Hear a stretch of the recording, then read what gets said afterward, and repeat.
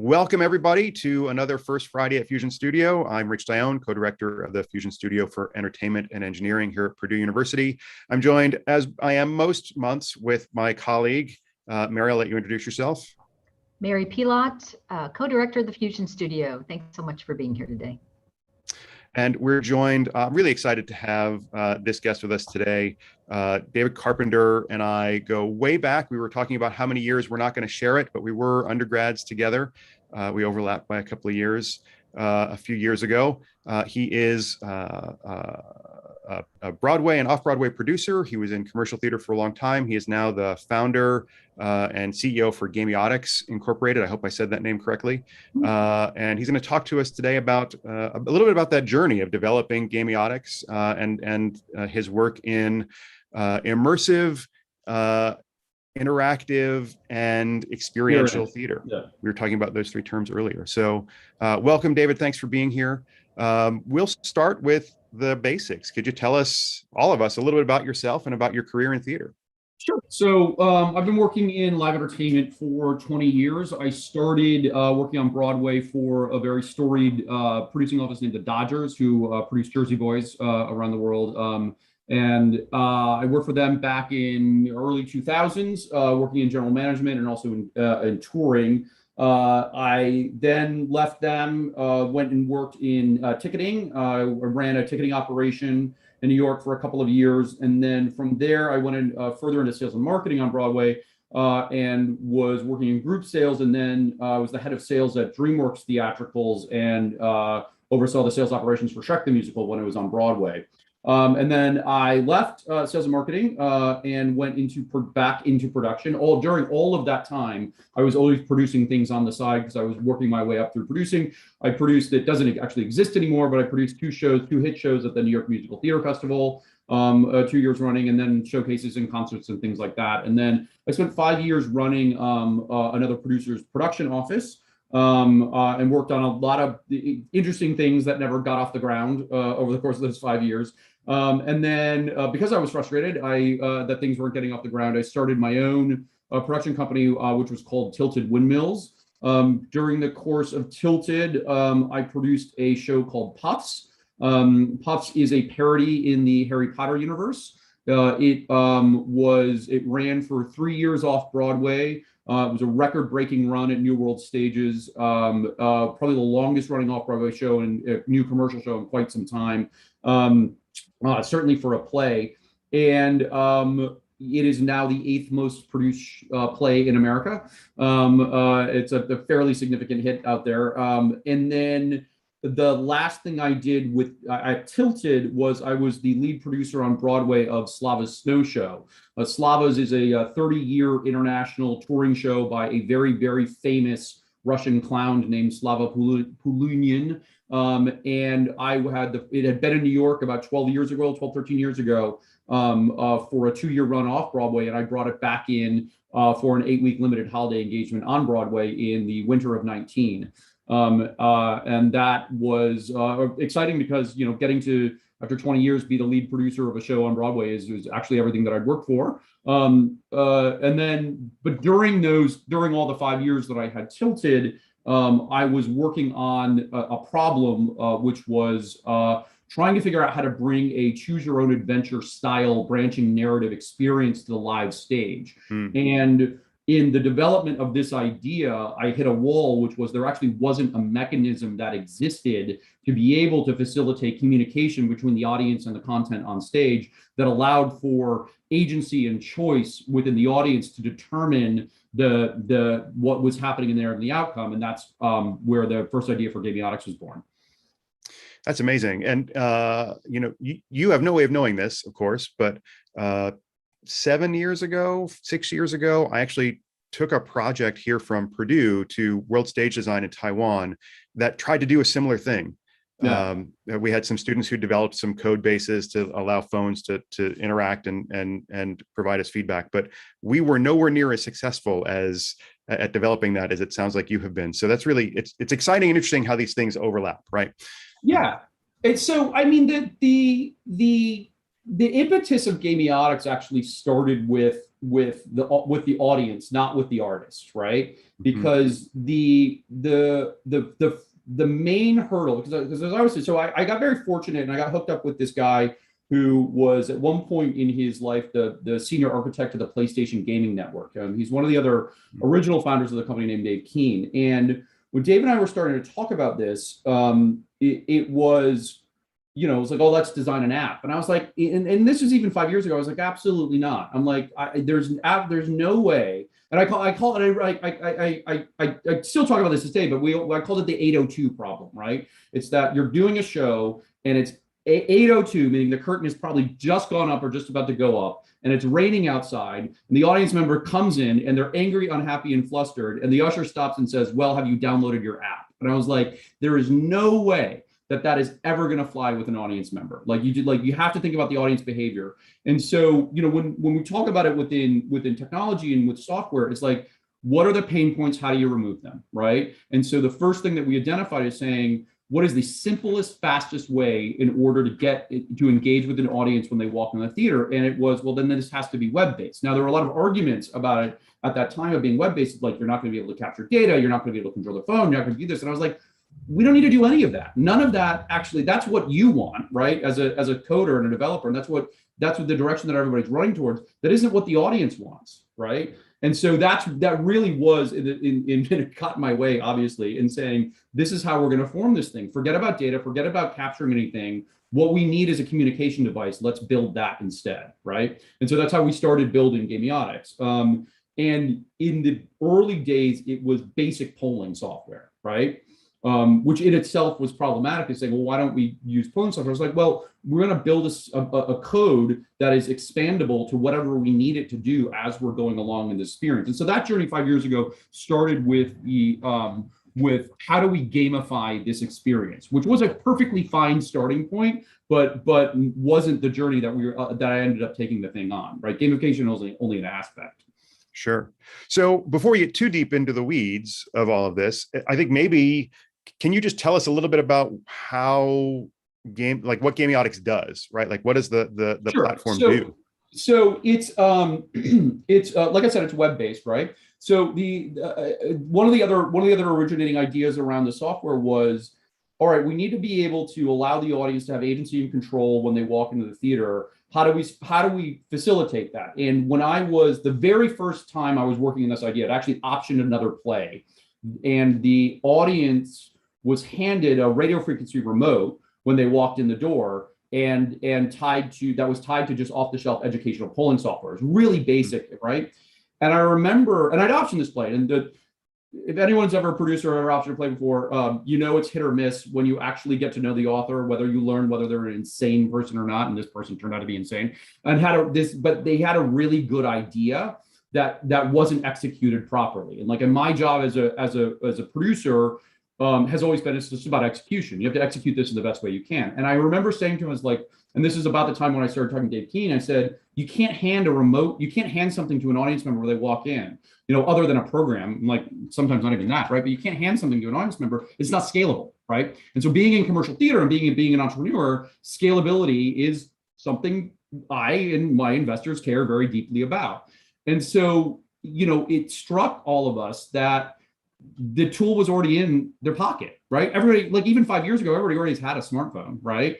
And so it's like, why don't we just use the tool in the pocket? And that's it's like, all right, well, then we use the web page, and that's how it started going. So, when an audience member comes in now, it used to be, you go to a website, which is, open up your phone, go to play.gamiotics.com and enter a code, right? Now I just QR code all the way past that if I want to. You can still do that, but certainly within the pandemic, you can just QR your, right? And then from that point in, you're sitting on a web page that allows me to do two-way communication, push back and forth, right, between the audience members and the laptop, basically sitting in the back of the theater, right? So the software has a couple of different mechanisms to it, right? Which is and just to give you the parlance of how I discuss it, when we call the phone the client, right?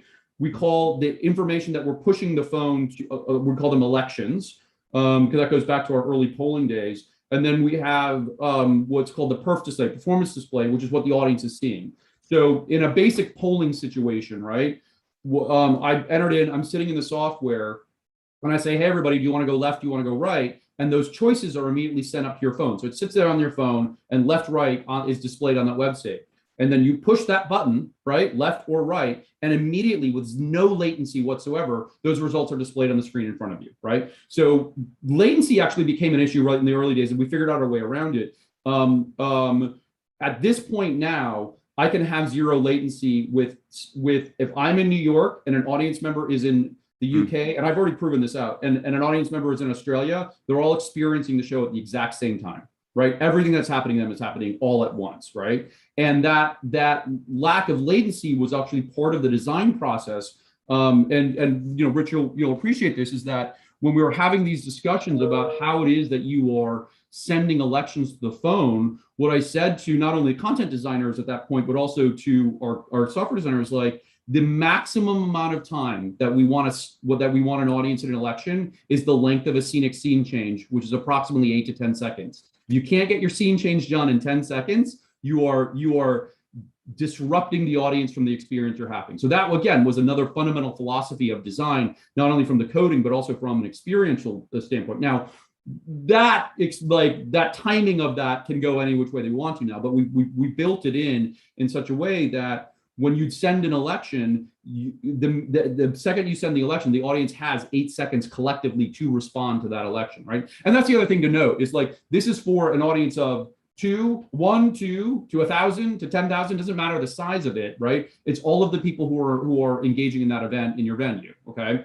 So anyway, so we send that election up for 8 seconds, right? That's the amount of time that they have to respond and displaying, and then the election is done and the content moves on. And we figured out and it worked really well. And so we are evolving existing, like, knowledge within, the theater community about if you're going to engage an audience in that way, or going to take them out of the content in that way, how do you do it and do it successfully? So sure. So I think an interesting question, we had a set of questions that we had talked about, and already the conversations diverged wildly from those, which I think is fantastic, because it means that there's a lot of really cool stuff to talk about. So Mary, I'll ask you to sort of poke me if I get too far abroad, but I already have more questions than we had already talked about to ask. And the first is, from a content perspective, what kinds of things are you putting out as elections, right? Is it, does this character do this? Does this character do that? Are there other sort of aesthetic elections that you're putting out? Like, what color do you think the lights should be right now? Or those sorts of things? What kinds of things do you see people using this for? Right. So actually, I think what actually might be helpful is to talk about the journey for the last year and a half, right? Sure. Because that will help inform how this all came about, right? So first things first, like I said, I actually 4 years ago had commissioned a show, right? That was called The Magnificent Revengers. It was by my team on Puffs. And I said, I've got this tool. We want to do a branching narrative style show. Go write it and use this tool to write it. And I will say now conclusively, that was 100% the wrong way to go about the problem, right? Like 100% the wrong way. I spent 2.5 years and about $150,000 that ended up in a 4-hour-long, completely impenetrable show that made absolutely no sense, right? And I love that team. And they tried hard. They tried, but they just could not understand these fundamental immersive and experiential concepts that we were, and neither did I, right? I had no idea what I was doing. Sure knew how to spend money, but like, gosh, did no idea what I was doing, right? So I put that to bed actually in the middle of 2019 and said, this is never getting off the ground, right? And I got to rethink this idea. But during that time, I'd spent a lot of time in Edinburgh talking to the heads of the major like tentpole festivals there. And I'd actually convinced Pleasance House to say, give me a theater, give me a time, I'll bring you a show. Because I demoed the technology and they're like, this is amazing.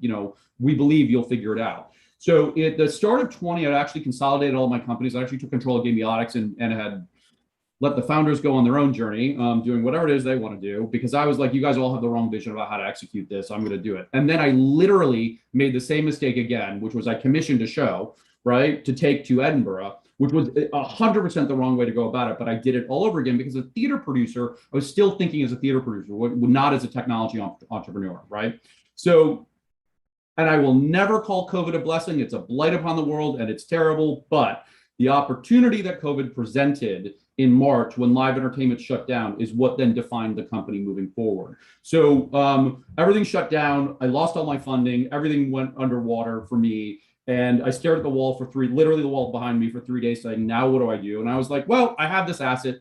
There's no elaborate entertainment. Called a friend of mine who's a writer and said, let's just start figuring out 2 branching narrative shows and let's start writing them. And that's actually where Seize the Show was born. And very quickly, because so many people are out of work, I had a group of people who kind of jumped in and said, let's start making these shows. And I originally was executing a half-hour show on Zoom platform, right? Every 2 weeks. That evolved into an hour-long show every 4 weeks. And by the end of 18 months, I'd had 20 shows that I produced during the pandemic.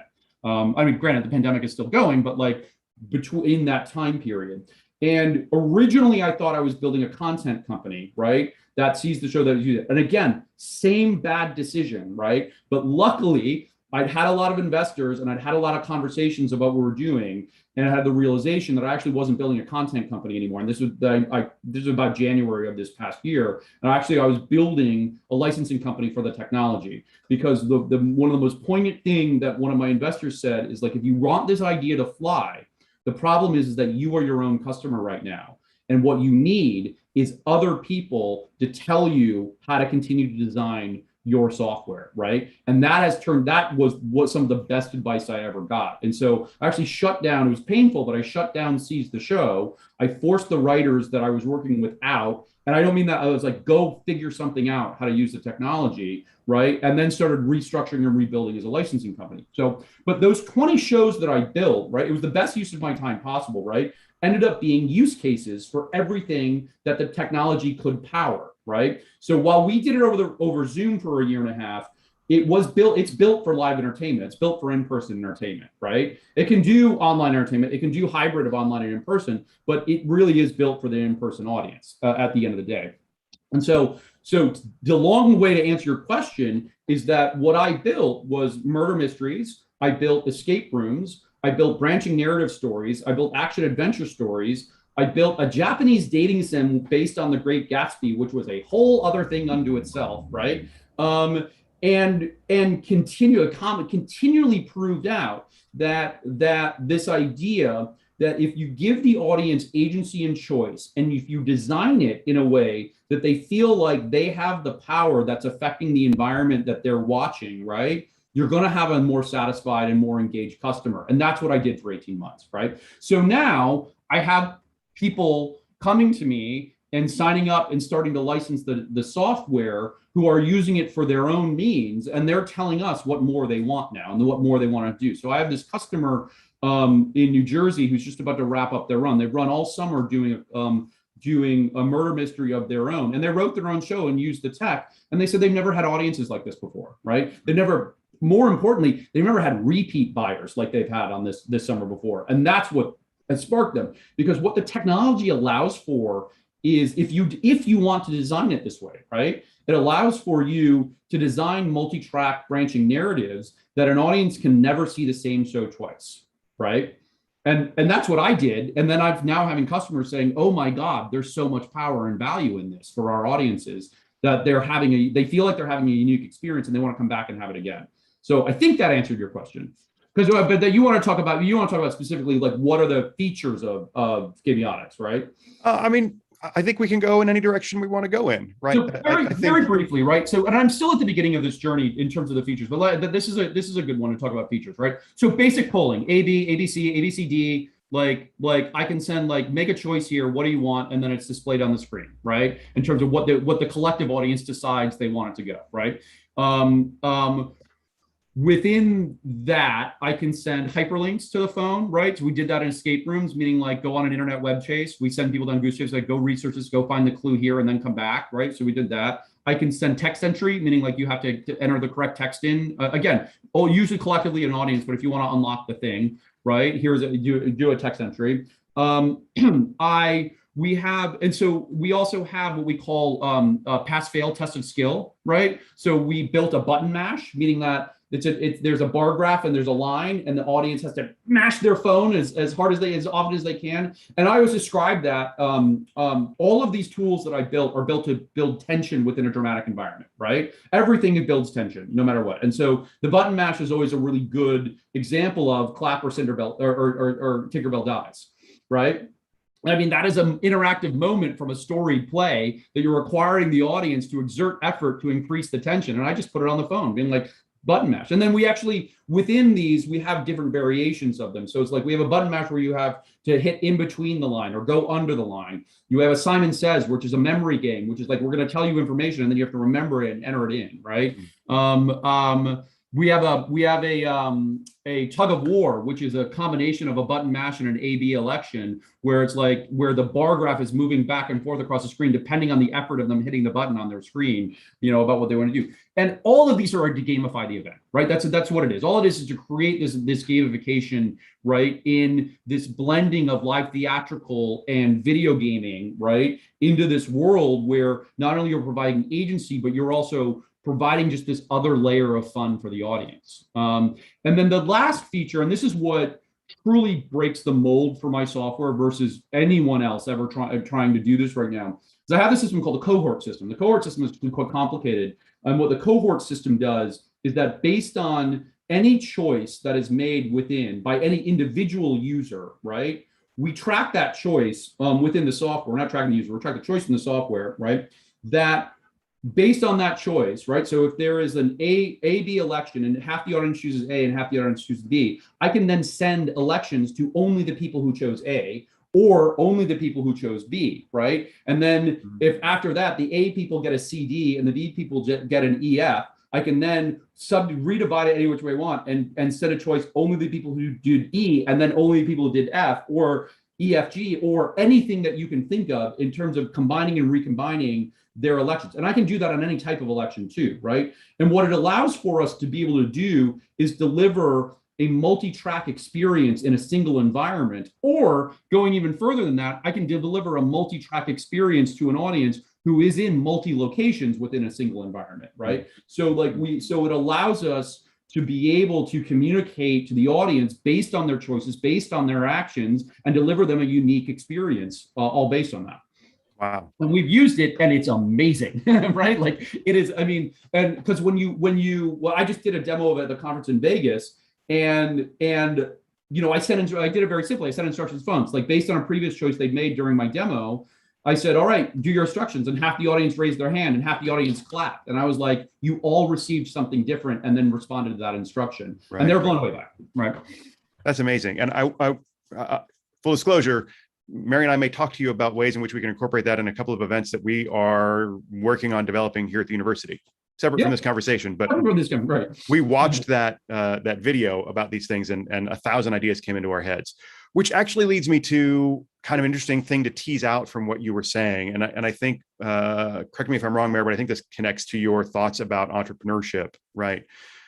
You said something a couple of times that I think is worth unpacking, that you used the phrase, that was the wrong decision, 100% the wrong decision, to try to tie development of the platform to development of the content that the platform is used for, right? Does that make any sense? Yeah. Did I say that right? And I just think that's a really interesting thing to unpack in terms of the design process, right? Because, you know, I'm in the middle of teaching engineering design to my structural design students right now, which is a wholly different thing. But we just talked about framing the problem, right? And understanding what the client or the user or the other stakeholders want. And when you are both the designer and the stakeholders, everything gets muddy and confusing, right? So I just think that's really interesting to point out. And it sounds like you've had opportunities where having other folks be the stakeholders for the usage of this tool has informed what the design of it is. Is that fair to say? Yeah, it's led to, I mean, like when we designed the cohort was an idea I'd had since day one of this, right? And basically I'd said, you know, if I want to produce the Hunger Games live experience, what I want the audience to do is to walk in and choose their district that they're going to fight for the rest of the experience, right? In order to create an event that allows for tension within the audience and competitive, right? One other feature of the software I always forget to mention is like, I actually also have a leaderboard, right? So like a lot of what I've talked about is cooperative gameplay with an audience. We can also make it cooperative and cooperative competitive, right? So that you're able to assign point values to any choices and then rank the audience as they're going through. And we actually built that because we wanted to do a quiz show. And then what we found is that it creates an entirely different level of experience when, if the audience is playing cooperatively versus playing competitively, it's a different experience for the audience. And so we built that tool in to allow designers to come in and, like, you want to do a quiz show, or do you want to do a show where they walk out knowing where they rank based on their choices, right? And again, it's just a different design experience, right? No, but all these things I'm talking about is because over 18 months, I had a writer come to me and say, I got an idea and I don't know how to execute it with the software. How do we do it? And like I said, with Cohort, we were looking at the escape room and thinking, how do you do a digital escape room, right? Like better than anybody else is doing right now. And the answer, what I wanted and what the writers went back and designed is said, we need to separate and like using Zoom as the platform. It's like, let's take breakout rooms and let's use breakout rooms as separate rooms within the digital space, and that there is a puzzle in one room and the answer in the other, and they have to collaborate using the software in order to answer it, right? So they can't see or speak to each other, but we're going to open up a communication to it. So we built a chat feature right chat features are really easy to build. We built a simple chat feature, but the problem was how are we sending information to these few different rooms that, and that's ultimately how Cohort was built. And then it was like, oh gosh, this is really powerful to be able to use, like, when we move back into live event. And so we just kept enhancing it and making it better. But it was these writers and these people working with being like, well, if you want to do escape room, you have to do this. It's like, well, okay, then let's go build that feature into the software to see if we can do it and make it work. And it didn't work at first, but it did eventually. And we did eventually get it working. I think related to that too, really interestingly, in terms of the design process, we often talk about it we talk about it in classes as being iterative, right? And we believe that is true, but I know for myself, and I watch students and early career professionals, often they sort of see it as a journey that has an end, right? I design the thing, I deliver the thing, and it's done. What's really fascinating hearing you talk about your work is that it's very clear that you embrace the idea that it is constantly evolving, that it's kind of not done because it's always going to improve. So I once had an ex tell me many, many years ago, don't ever buy anything for your kitchen that can only do one thing. He's like, that's a waste of money, right? Only buy something for your kitchen, and with the space that you have, which is living in New York when I did, I had no space, right? I still do that to this day, right? That nothing in my kitchen is a single use tool, right? And so philosophically, with Gamiotics, I don't want to build it to do one thing. I want it to serve as many masters as it possibly can. And then I want to know where the boundaries are so that we can then expand what those boundaries are. So within the technology, there is an amazing amount of variables with every election, right? The length of the election, the size of the election, the type of the election, how you design the cohorts. Like, part of what we really built in the last year is adding on variable after variable, the color, the change, changing it so that if you're coming to me to license the technology, I want it to be able to fit as specifically as it can to your event, and which is an escape room, but then also handle a branching narrative as well, because that's how you grow a software company, right? Yeah. So, Mario, this has gone all sorts of places, but I know you wanted to ask more about entrepreneurship, and are there follow-ups that anything you want to follow up on? I have 1,000 questions for you. I'll try and keep it narrow. Every time you say something, I'm like, oh yeah, that leads to something else. But I find it fascinating, given your background, that you felt so incredibly comfortable, or at least were incredibly willing to essentially become a software entrepreneur, right? A software engineer, a software entrepreneur, fill in the blank, however you want to expand it. So, what was it within you that really gave you the confidence to go forward, other than you saw a need? I mean, we look around every day, and it's certainly COVID, there was 1,000 needs to be filled, but what really gave you the confidence to say, yes, software development, that's where I'm going? So there are a couple of things, which is, like, I've been an entrepreneur for over a decade now. Well, longer if you include the shows that I produce, right? Like, all theatrical producers in the commercial side of New York are entrepreneurs at heart, right? Because every single time you build a new company. Every show you produce is literally a brand new company, right? Even the tours of the Broadway shows are brand new companies that got built, right? So you're never not raising money, ever. Like, you're just always raising money. That's just what you do. And of course, I've been doing it. I've been raising money for 15 years, right? Very small to start, and then larger and larger as it goes on, right? So, I mean, and that is a function of entrepreneurship, which is like, you're never not raising money, you're always doing it, and you don't have that thing in your brain that makes you hesitate, right? You just go, right? You just go and you figure it out. And sometimes you get it horribly, horribly wrong, which I have in my career. Like, we never in these things talk about all of the terrible things that have happened to me, right? We only tend to focus on the good things, but there have been terrible things that have happened in my career, right? Like, no question. But I also have had enough success to give me the confidence, right, success over time, to continue being like, well, I'd be able to keep going. So it's a nature. Now, to answer your question specifically, because this is actually specific to my journey in theater. One of the things that I absolutely hated in theater for my entire career was the lack of scalability this particular entertainment field has, right? It's a really narrow field when it comes down to it. Even though Broadway itself is and the touring is a multi-billion-dollar operation, at the end of the day, it is not an easily scalable. You are confined by the number of seats in that house at that venue to the revenue that you're going to get. And it has always frustrated me. And so part of the originating ideas of what Gamiotics could do was blow out the number of seats that you have an event. Like, as the speed of internet continues, as we get into 5G, and we're all seeing people starting to realize, get into it right now, is like, just because you have this, you see how it started in streaming, right? With Hamilton, right? I mean, Hamilton being a great example. Now, to be fair, I filmed Puffs and put it and distributed it 3 years before Hamilton ever came on the market, while the show was still running. We had Puffs filmed and running on Amazon and Hulu while we were still running in New York and making money off that stream as well. So, like, I never believed for a second that you had to hold this IP so preciously that you were going to dilute it just because you started working on different platforms. Like, I always felt it had to be on multiple platforms. And with Gamiotics, what it represented to me is that you could get into in-person and hybrid events, and your theater of 100 could become a theater of 10,000, right? When you're able to combine it. And that idea really excited me in saying, gosh, to be able to connect an audience in real time over multiple locations for a live event is a really powerful idea. And we're starting to see people really grasp and understand this now, right? And of course, I'm building a technology to serve that, in order to connect all the people across these things, right? But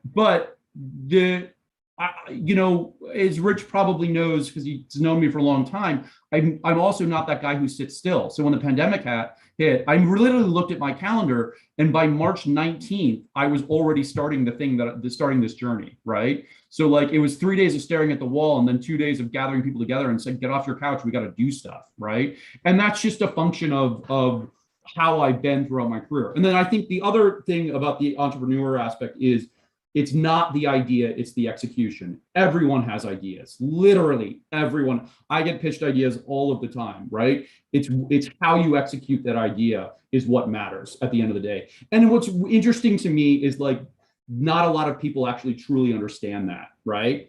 Like, they really don't understand that it's like, no one cares about your idea. Like, literally no one cares, right? That what they care is what you do with it and how you make it successful. So I'm just going to build on that for a second. So, your original goal was to really expand an existing notion of Broadway, right? To scale. Do you think that you've done that, or have you created a whole new category now of entertainment?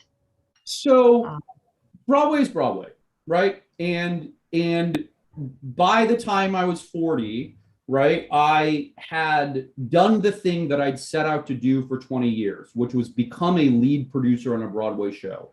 And that means a lot of different things. But there is, if you think about it for specifically Broadway, there are a handful of people in the world who get the call from a theater owner saying, I want you to bring a show into one of my theaters, right?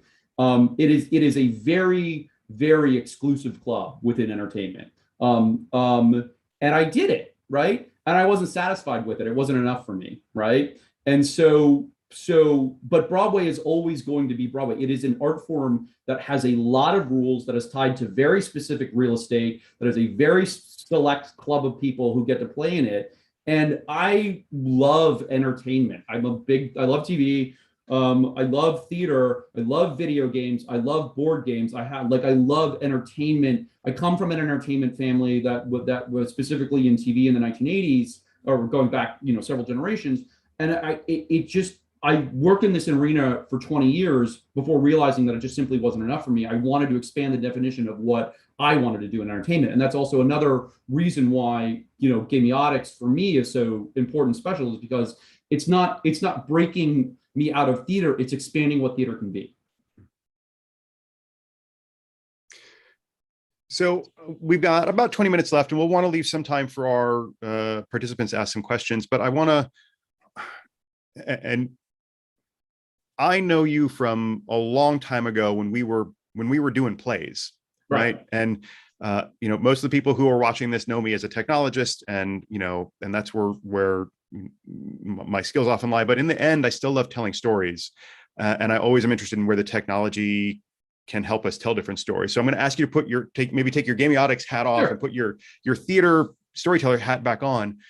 If you were putting together a show and you had some things you wanted to add to what Gamiotics could do, or you were thinking of new ways, new narratives to tell, what kind of stories would you want to tell with this?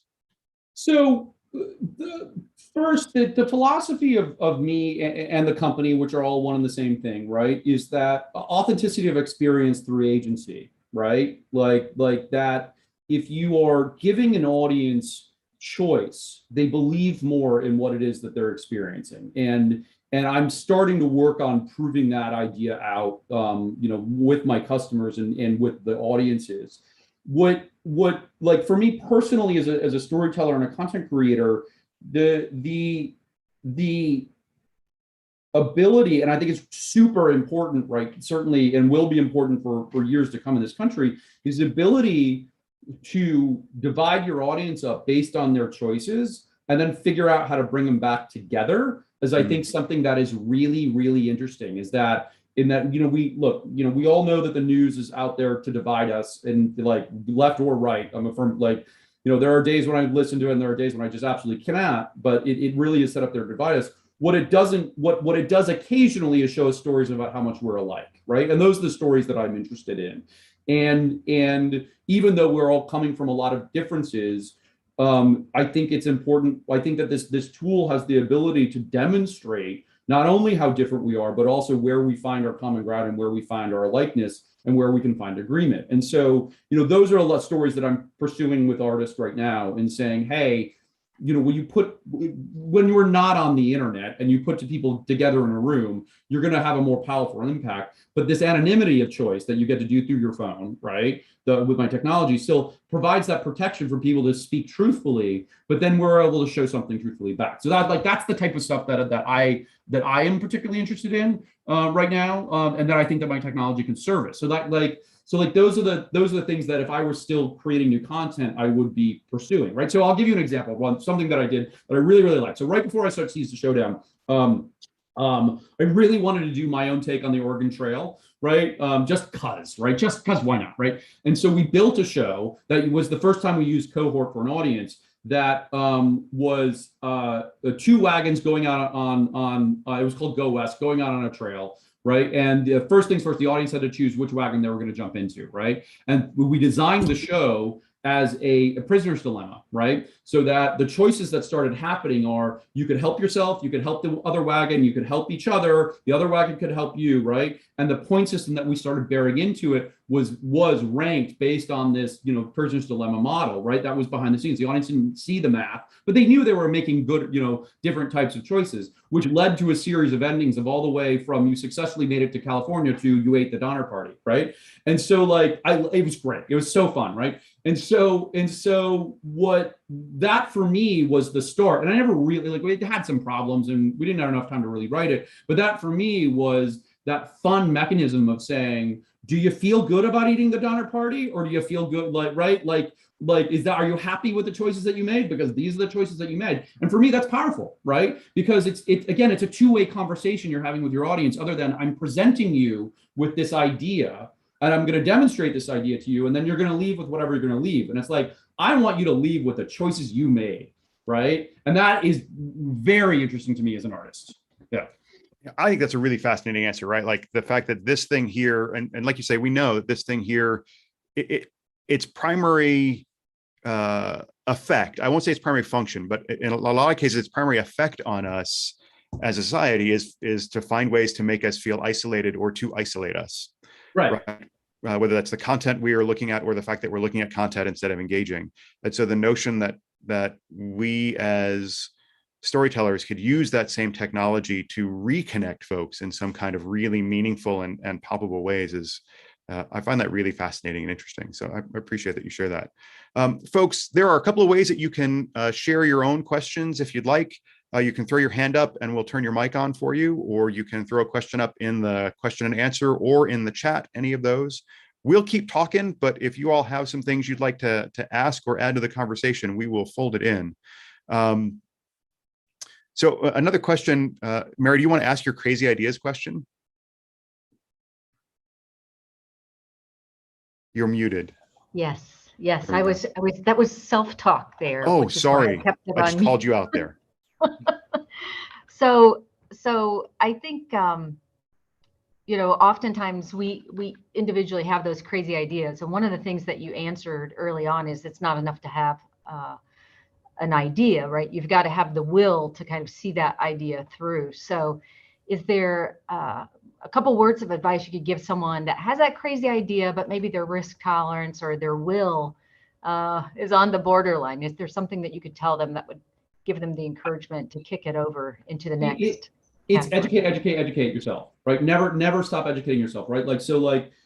Did I know what a SaaS company was before I started this? Yes. Did I know how a SaaS company is supposed to work? Absolutely not, right? And so, I've had to very quickly learn everything I can about venture capital, learn all, because I remember I spent 10 years financing out of the Broadway model. That is a very specific model that literally nobody else in the world finances out of, right? And I had to take that 10 years of knowledge and within a very short amount of time, translate it and learn about how do you finance venture capital, right? Like what are the rounds you go through? What do you do? What do you get at what stage? What do you ask for? I'm very lucky that I have a very nice, very expensive attorney who's a venture capital attorney to guide me through all of this, right? But there were moments when she's like, you cannot spend $800 an hour with me giving you a masterclass, read this book. And I went and read the book, right? So that's one. The second thing is just like, you just have to listen to the people who are using your thing, or you have to listen. So, and then really have an understanding and constantly be searching to understand your product and the thing or your idea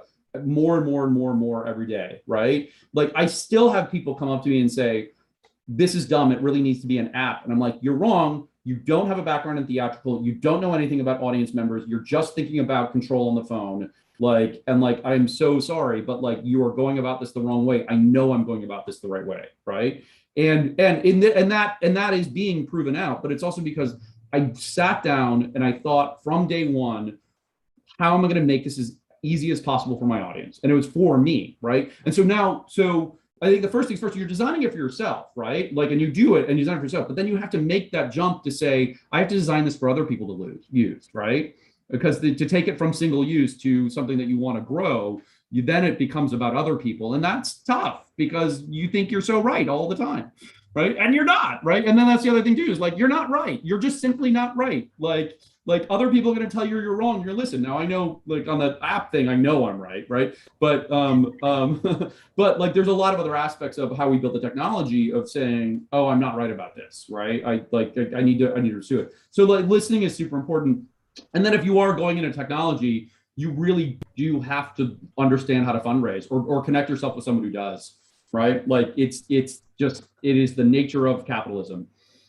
Right, because I see a lot of people who are like, "Oh, I've got a really great idea for an app," But I was like, "Well, no, you got to go raise your early money yourself." And that was true for me in theater, right? Going back to the early days when I needed $5,000, I had to figure out how to get $5,000 to do the thing I was doing. You have to just figure it out. So kind of building on that just one more time, and then I'll turn it back over to Rich, who I know who's watching the tote board for Q&A. We talked earlier about design intent, and within engineering, we talk a lot about designing for purpose, right? And hopefully broad utility. But as you've started to kind of release this product out into the field, have you seen some interesting use cases that were completely unexpected? And the proxy that I would use to talk about this would be, the inventors of Zoom never anticipated that we'd be trying to use this to educate, entertain, ... Are you seeing interesting use cases coming back now that it's been unleashed to the world? So, well, yes and no. We had a student at Rider University he's a psychology and theater major who wrote his thesis on audience engagement, and he looked for something to use and he couldn't find anything in the marketplace until he found Gamiotics, and then came back to him and said, this is the most perfect thing, I have to have this. And this was pre-licensing, but we did it for him anyway, right? And then he wrote his thesis about the fact that an engaged audience, like he did 14 shows, 7 of which the audience was allowed to use the technology, and 7 of which the actors used the technology. And he was like, it was night and day. It's like, it's night and day. The audience hated watching other people be able to interact when they couldn't. And he said when they were allowed to interact with it, their pleasure and their engagement in the experience was through the roof. And so that was very interesting, of saying, gosh, you're actually proving an academic point to what I know. So that's neat. Another customer of mine built a show that was fine, terrible, but fine, right? And they managed to, on their own, without any prompting for us, right, design things correctly for their show, right? Now I built a best practices that's really robust about how you design one of these shows, because I have to, right? Because I have to educate people on how to design this, but we didn't give them any help whatsoever. And they were able to find their way towards some really successful executions of the technology with their audience. That was what it highlighted to me, is that there is an inherent understanding within theatrical creators about how to engage their audience and get them excited, and that the technology, they just took a little bit like duck to water and being able to use it.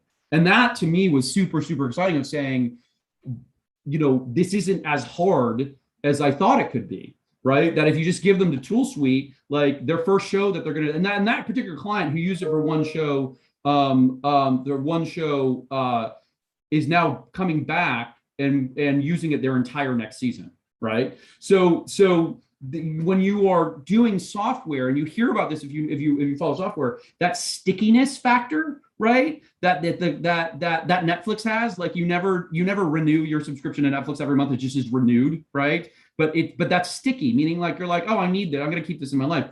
We're finding for artists that the software itself is becoming sticky, right? And like, that's really, really important for me at this early stage, to be able to demonstrate to other people and saying, once you start using it and see the effect it has on your audience, you're never not going to find a way to use it in what you're doing. Interesting. And so, but like all of those terms and all those things, I had to go out and learn, right? And understand what are the metrics, what are the KPIs that I have to establish from very early on in order for this to become a company that people want to give me money for. So just to give you just like where I am in my journey, is like, I'm at a weird place, right? Which I've raised about $500,000 for in angel funding, right? Now, I could do that because I have existing investor relationships, but I need 3 million next, but I'm actually raising $1.5 million, right? And the reason why I'm raising $1.5 million right now is I'm doing what's called a convertible debt round, so that I don't have to put a valuation on the company, right? Because it's too early for me to put a valuation on, because if I do it now, it's going to be too low. But if I spend $1.5 million of somebody else's money next, my valuation is going to be way higher in 2 years' time. And my investors know that. And so I'm closing in on that $1.5 million between now and the end of the year. And that just went a whole place that makes my stomach turn and make me feel uncomfortable, because as you said, there are things that you know and you don't know. And I know what all those words mean that you just said there at the end in terms of financing, but it's not part of my world yet. And I know that if I were to ever have to become an entrepreneur, I'd have to dig into that. So it's really, I mean, it all sort of comes full circle. But anyone can learn, right? Yeah. Like that's the thing. Anyone can learn about this, right? Yeah. So yeah, you've got to dig in and do it. So in the last few minutes we have left, I think an interesting question might be, again, we'll sort of pivot a little bit. And as best as I can remember, I don't think you were a computer programmer or a software engineer. I don't think that was your realm of study. And so what was it like having to engage with software programmers and software developers to create this vision? Like, were there specific things that you found maybe in terms of communication you all tripped up on, where you were saying one thing and they were hearing something else, or that sort of thing? Yeah, I mean, it's a couple of things. One, everyone's got their own vision of what they want it to do, right? But it's my job to say, no, it's mine, not yours, and say this is the direction that we're going. What it ended up being is, as a producer, having worked with designers, right, across the spectrum, I don't know anything about costume design. I know enough about lighting design from college to make myself dangerous, right? I was, as you may remember, a terrible scenic designer and should never have anything to do with scenic designer for the rest of my life. I wasn't going to bring it up, but yes, right. But I know how to speak it, right? Because I know enough. And so what I've been able to do is educate myself enough to speak about coding. And the coders are designers. You have to talk in their language. You have to speak to them, right? And like any designer, they think that their world is the most important in the company and no one else's. Now, in a technology company, they do have a significant amount of influence, right? But like, there is also a little bit of like, no, I don't need the tech to do that in 3 months. I needed to do this, right? Because that's the direction the company is going. And like being able to have those conversations to say, look, we need to stick to the vision of where it is we're going. Like right now, part of what the money is that I'm raising is that I need automation built into my software, right? It's not automated. So you think about QLab, you build the whole thing and then you hit go. We can do that, but then I also needed to speak to QLab, so QLab's hit and go, right? And speaking back, I need to build sockets into it in order to do that, right? But then also from a licensing standpoint, I need you to be able to go to my website, enter your credit card info, tell me what kind of package you want, and then you have access to the software from that then and there. It cannot do that right now, right? Mm-hmm. So like building in those aspects to it, right, are really important in terms of our journey, and like understanding from the designers, from the coders, what it's going to take to get there, right? And of course, not having an education early on, it's like, how hard is that? And the reality is super, super hard, right? That there's a lot of things I have to do, because that's the one thing that I've grown an appreciation of within coding is when you build an architecture and you wanted to do so many things,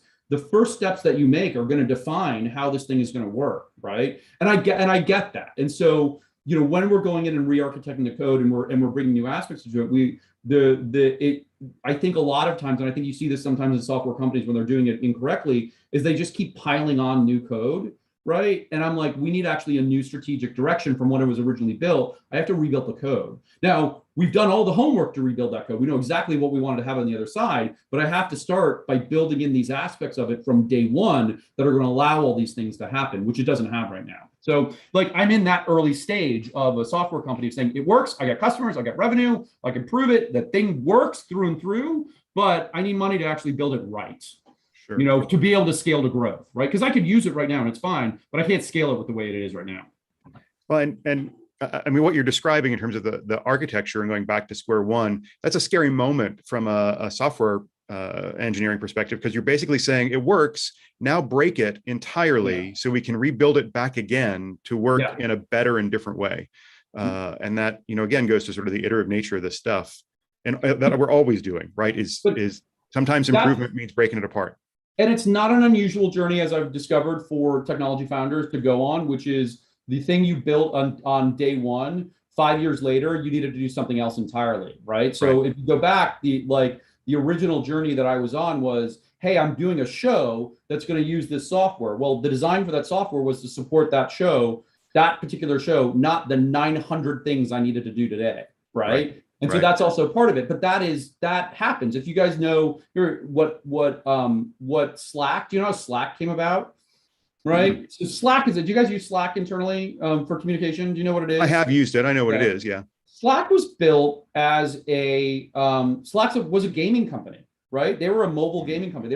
They raised $20 million in a venture round. I think it was a seed round, maybe, right? To go be a gaming company. They burned through $18 million and had no success, right? And they burned through $16 million and had no success. And they went back to the investors and say, hey, we want to give you your $4 million back and call it a day. And the investors said, no, we don't want that $4 million back. Go figure it out. And so the founders of Slack were like, looking around with what they had. And it's a wonderful story. They're looking at what they had, and they realized they built this internal communication between their coders, right? That was a chat device. And they said, well, what if we try to commercialize this? And then Slack was born, right? And so it wasn't even the thing they started out to do. It was something else they built to support the thing they do that ended up being the company. And like, I use Slack, every day now. But like, that's the thing is like, but I think that's also a really important on the entrepreneurship journey is like, you have to like never be afraid to pivot. Like never, ever be afraid. I've pivoted so many times now in 5 years, right? And then even more in the last year and a half, like going from content company to licensing company was a major pivot. And it's like, you cannot have that fear of saying like, because nothing you've done is wasted. Right. And I think that's also another like differentiation point between successful entrepreneurs and not. No mistake is a waste. A mistake is a learning opportunity, right? And no money, be careful with money, but even if you spent $150,000 building a content company or building a show, right? That wasn't a waste, right? Even when you pivot, it was a learning opportunity to get to that next point where you can start making money. Sure. That's a fantastic point and a great point to end on as we approach 1 o'clock. So thank you all for joining us. Thank you, David, for being with us for this hour. I think what a wild conversation and topic to go through. So many really interesting things.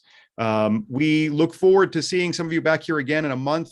Tiny spoiler alert, we are finishing the touches on securing a conversation with a project manager from Disney Parks in Florida to talk about risk management and some of the risk management processes they have there as part of the design process. So we hope you'll join us for that. Again, thank you all very much, and we'll see you next time.